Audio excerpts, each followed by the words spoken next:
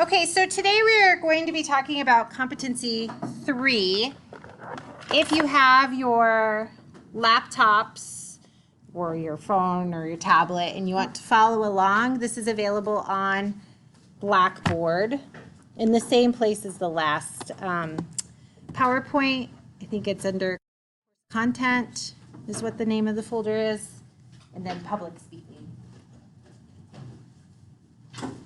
This will also be recorded and uploaded to Blackboard if you missed my voice and want to hear. I'm just kidding. If you need to review anything from today, it'll be there for you. All right, so competency 3, and a reminder that this is on the back of the handout. Audrey, you want to hold that? Okay, Audrey has got it. And then on the back are the competencies. So we are talking about competency 3. So the first part of that competency, I will be listening to whether you have good information for your speech. So research is required. Many of you have picked a topic that you know a lot about because it's something of interest to you. However, I do want you to do a bit of research. None of you are experts in the field at this moment, so I do want you to draw upon other people's expertise to help you out. This is the same as what many of your professors do also in the classroom. So I've been teaching communication for years and years and years, but yet I still go back to the textbook and refer to those experts to back up what I'm saying. So besides it being a good skill to do that research and to build your speech with that background, it also builds credibility with your audience. So if you get up and just give your opinion about something, some people in the audience might be going, no, I don't know about that. But when you give reference to the research that backs you up, that helps to build the credibility with your audience. I am asking you to have at least 2 sources. It's really not that much. So you need to have 2 sources for this speech. They should provide different information for your speech. So you're not just taking the same information from 2 different sources. One source should give you some information, and then the second source should provide other information. Some of you will have more sources than that, which is great. Those should be included in your reference page, and you need to verbally cite those as well. So the thing about research for this specific speech is that this can be a little tricky because it may not be what you're thinking for a college level course. Now, when I say you need to do research for a college level research project, what automatically comes to your mind of where you should be looking? Okay, Google's a start. What else? Okay, those .org, .edu, .gov, those can be good websites as well. What else? Yeah. The UAA library database. Yeah, so when I think of college level research, that's the first thing that pops into my mind is the JSTOR. So going to the UAA Consortium library and looking at all those online periodicals and newspapers and journals that are available there. However, what if I'm doing a speech about tattoo or body art? Do you think that a reliable resource will necessarily be on the consortium website? Maybe not. So you need to be thinking about your topic and what is a reliable resource for you. So that could be an interview with a tattoo artist. That would be a much better resource in my mind than maybe what you would find in a journal article. So other examples might be like a pamphlet from a place of business. Many of you are doing things where you could look at a website that would hold reliable information. So you need to be critical thinkers about what is a reliable resource for you. So on the flip side of that, what would be unreliable in general for topics? Blog posts. Blog posts, yes. I used to have a blog. I could write with authority about whatever I wanted. I'm not an expert on very many things. So you need to be really careful about those blog entries. And that includes video, the vlogs now, or the TikTok things. There's a lot of people out there that speak with conviction and authority, and they may not necessarily have the credentials to back that up. Sometimes it's okay to use those blogs and those personal websites if it's someone who's an expert in their field. So Audrey, you're doing bees, correct? So if Audrey found some information written by an expert in that field who knows their information about bees, I don't know what a bee study person is called, but if that's what that person does for a living, that could very well be a reliable source that you could use for your speech, maybe. But if they're writing about or talking about, I don't know, something else, race cars, they're probably not an expert in that field. So you need to be thinking about who this person is, make sure that you can verify that. What else might be unreliable for a college level course? Wikipedia, please don't use it. It is an excellent place to start. Wikipedia is a great place to start. It has a lot of resources listed at the bottom. I encourage you to take a look at those and see if that holds information that is reliable that you could use for your speech. So I would never say no Wikipedia, never, ever, ever. Just know that that's not necessarily the most reliable. So not just Wikipedia, but anywhere where people can go in and change the information who aren't experts in the field. So you need to be thinking about what sorts of resources would be reliable for your topic. I've given you some examples down at the bottom here. So I talked about maybe a pamphlet or looking at local websites. So if you're doing something about pet adoption, going to a pet adoption website where they talk about what you need, the process for adopting a pet, that would be a reliable source for that topic. A topic like nutrition, maybe you would use books, websites, and magazines. It sort of depends on what you are researching. So I've had students do speeches about bodybuilding and using like a bodybuilder magazine type thing as a resource. That's fine. That is a reliable resource for their specific topic. Okay. You do need to give a reference page, which you will submit on the day that you present your speech. And I'm asking that that be an APA format. So again, this may be the only time that you use APA, so I'm asking you to just give it a try.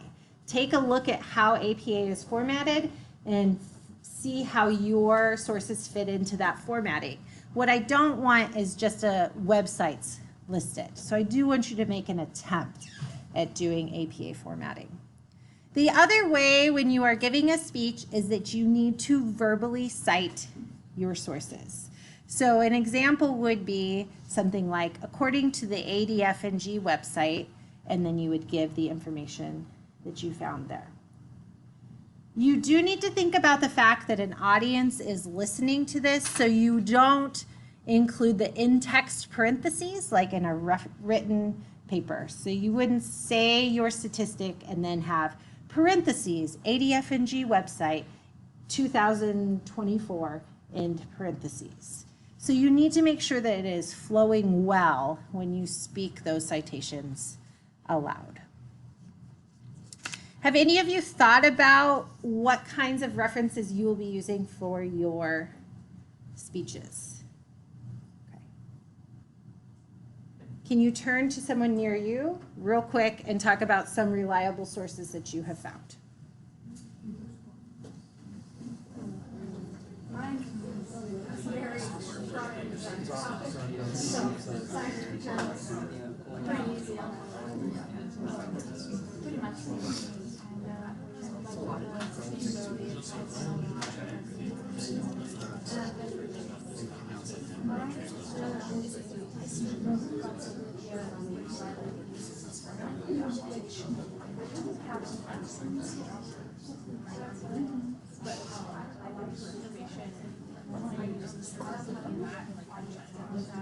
And then also,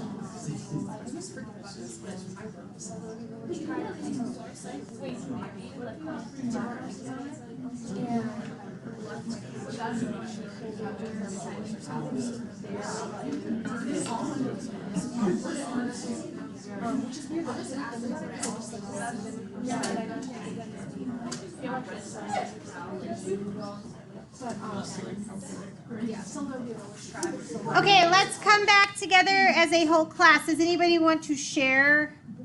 You were chatty. See, this is why we do the one-on-one instead of whole class. Does anybody want to share the sources that you have found or you're thinking about using? Yeah, Isabel. I found some books in the library. Okay, yep. Anybody else? The U.S. Department of Labor Statistics. Yep. Google Scholar. Yeah, that works. Yeah, Hannah. National Library of Medicine, and probably also going to interview my private nurse instructor. Okay, good. Yeah. So interviews are great also. So if you have someone that you know that has this information that they have shared it with you, doing those personal interviews can be a great way to make sure that you're citing those sources properly. If you find a source and you are unsure if it will be good for your speech, if it's considered a reliable source, again, feel free to send me an email with the source and what you want to use, why you are questioning whether it's reliable or not, and I can give you an opinion about whether it will work for this class. Keep in mind that different instructors have different ways of looking at research. So just because something is good with me doesn't necessarily mean that will work in every situation. So keep that in mind as well. All right, the second part of competency 3, I will be looking at your main points. So remember in the introduction, you are letting me know what 2 to 4 main points you are planning on discussing. Those need to be clear in the body of your speech. So in the introduction, you had that roadmap where you told us where you are headed. This is where you dive a little bit deeper into your points. So you might have things like first, second, next, finally. Those are the words that cue us in the speech. And then it should be clear what those main points are. Another thing to keep in mind, I mentioned this on Thursday, it should be in the same order. So whatever you have in the introduction is your first main point. That's what should be happening in the body of the speech. So they're going through in the same order. The other thing is that each point within the body of your speech should be roughly the same length. So, and we're talking about speaking length at this point. So about a minute-ish, minute 15, depending on how many points you have, that's what you should be looking for the length.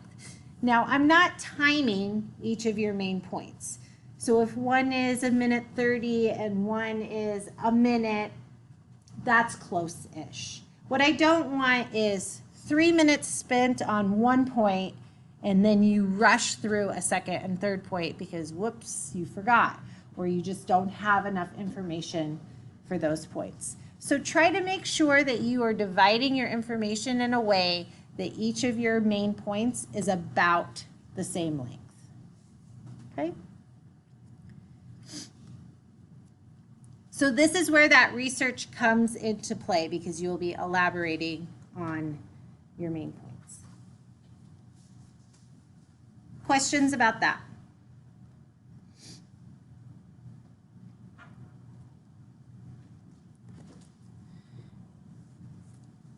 All right, the next part of competency 3, this sort of plays into that good information, but is the evidence relevant and sourced?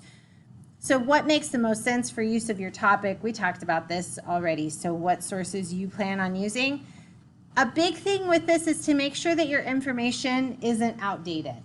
So depending on your topic, some information is fine using stuff from 5-10 years ago. But if you're talking about something that is more recent, you should be using the most up-to-date information. And it's just good practice anyway to make sure that you're using the most up-to-date information that you can find for your topic. You don't want to be giving outdated information to your audience. And again, I will be listening for both those verbal citations and I will be looking at your reference page, and that will be submitted on the day that you present your speech.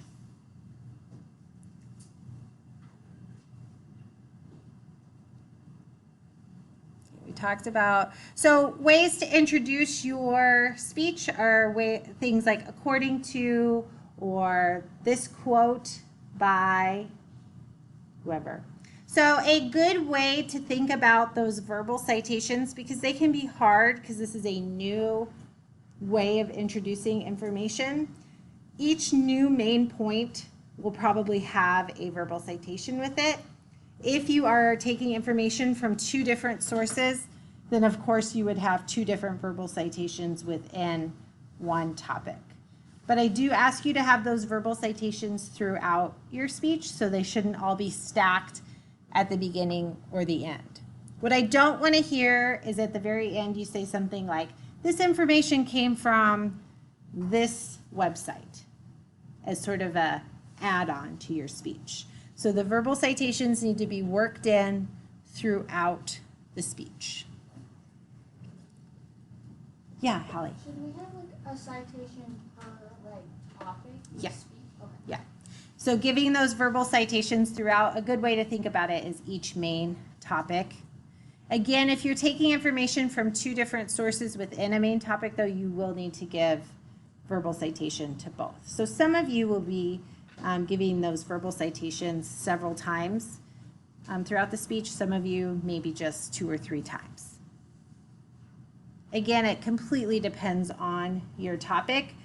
There's no absolute right way to do it. It's dependent on your topic and the information you have to share. But you do have to have the verbal citations in there. Other questions?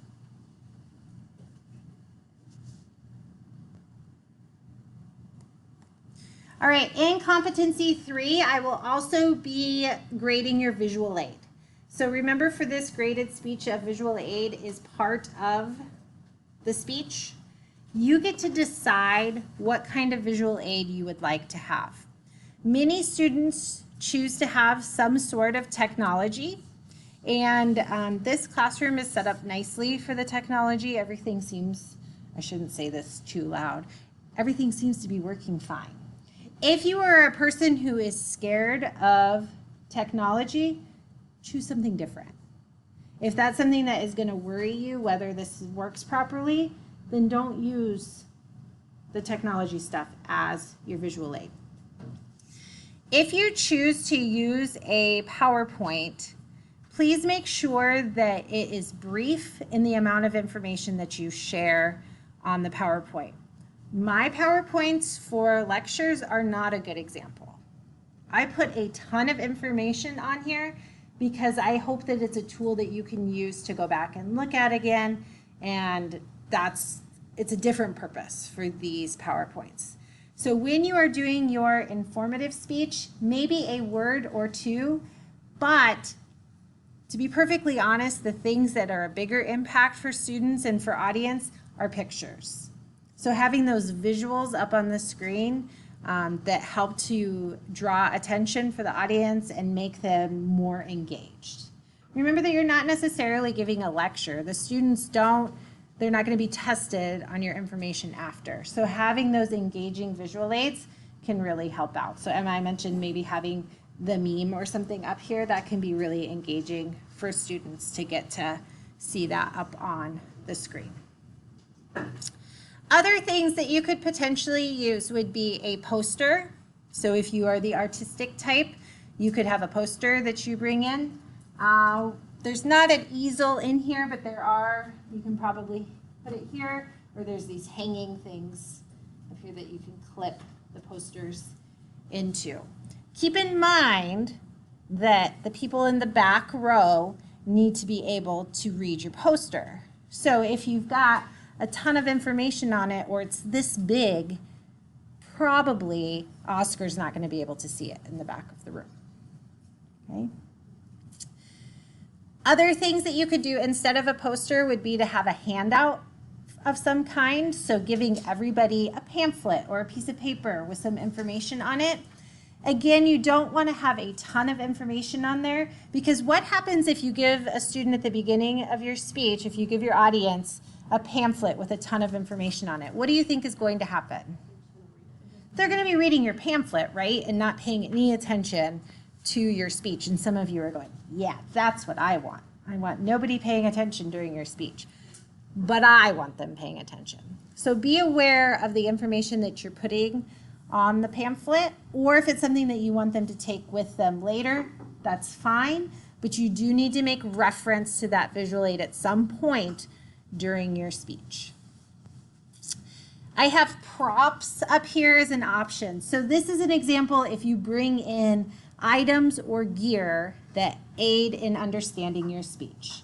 For example, if you were giving a speech about snowboarding, you might bring in a snowboard or some boots or the winter gear necessary for that. I encourage you not to wear costumes, but if you were doing like a speech about a certain culture and you wanted to wear clothing that was a part of that, that might be something. Or you might overheat, but you could wear the snowboarding gear as part of that, or just bring it in as a visual. You don't want to do like full Halloween costume. I know the time of year is coming, but you don't want to do like full Halloween costume unless that somehow relates to your speech. You don't want it to be distracting, though. You are welcome to use videos as part of your speech if you want to show a video. Sometimes students have it playing on mute and then they'll refer to what's happening in the video. If it is something with sound, I ask that it be 30 seconds or less. Part of this is that we have a lot of students in this class for a speech class, and we have to get through everyone in 3 days. So if you're having, a 5-minute video with your 5-minute speech, then all of a sudden speeches are taking a lot longer than they should be. So 30 seconds or less for the video, and it does not count towards your overall time. So I stop my stopwatch while the video is going, and then once you start speaking in, I start the stopwatch. So some students try to use this strategy of like, okay, I'll have this minute video, and then I'll only have to speak for 4 minutes. Well, no, it's not going to count towards your overall time. Some tips with your visual aid. Please practice your speech using the visual aid. So making reference to the visual aid during your speech. I want you to be really careful about not turning your back to the audience. So what happens to my voice when I go like this? Can you hear me as well? No, right? Because I'm talking to the board instead of you. Plus, some of us need to be able to see your face to be able to understand you, and it helps with hearing. So make sure that you are facing the audience at all times. That means that I do not want you drawing on the whiteboard, okay? If you need something up here, it should be drawn or put on to the board before you start speaking. Because if I'm up here and I'm writing and drawing, you can't hear me as well, okay? You do need to have some sort of backup in case this fails.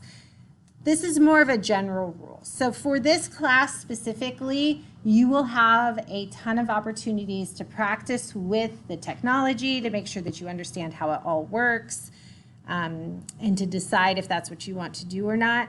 I'm also not cruel. So if things are not working 100%, I will come help you. We'll figure it out. I want you to feel calm when you're up here. So I'm not going to be like, well, you screwed that up, didn't you? That's not really my personality to do that. So I'm here to help you, so we'll make sure that everything is working properly. In general, though, if you were giving a speech where you didn't know the area as well, if it wasn't for this class, you would want to have some sort of backup. So you might have the information on the board, but also have a handout that you would give to your audience as well. Does anybody know what they're going to be using for their visual aid? I see some nods. Anybody want to share? Comrade, do you want to share? I saw you sort of. Probably PowerPoint with some cool pictures of all the national parks. Yeah, awesome. Yeah, national parks. Some of my favorite speeches when I listen to public speaking are pictures so I can see, because I like that representation. Just in general, not necessarily student speeches, but just when I'm listening to public speakers in general. What else? What other ideas do you have for visual aids? Anybody thinking they might bring something in? Roy, yes. What are you thinking? Or is it a surprise? I don't want to know. Okay. So if you're not sure, start thinking about what you could potentially use as a visual aid.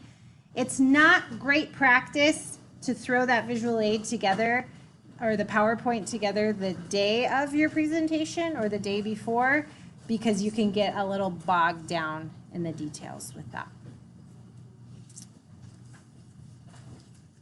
Let me make sure I have everything.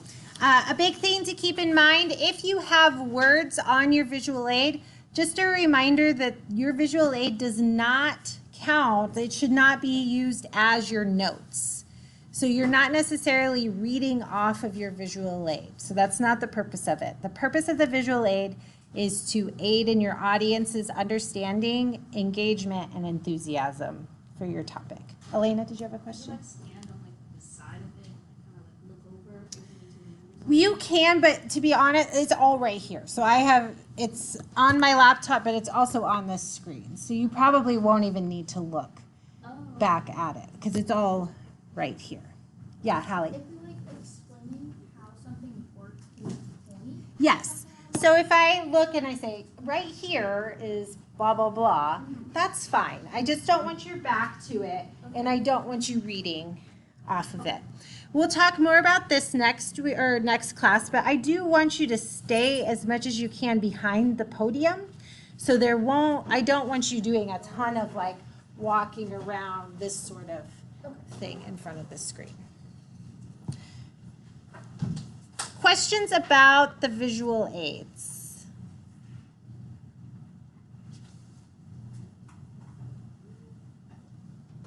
All right, so continue thinking about what you could potentially use for your visual aid. You don't have any homework for Thursday. We will be covering competencies 4 through 6, I think, next time. Jump into it. Questions, comments, concerns at this point? Okay, have a great day, and I'll see you on Thursday.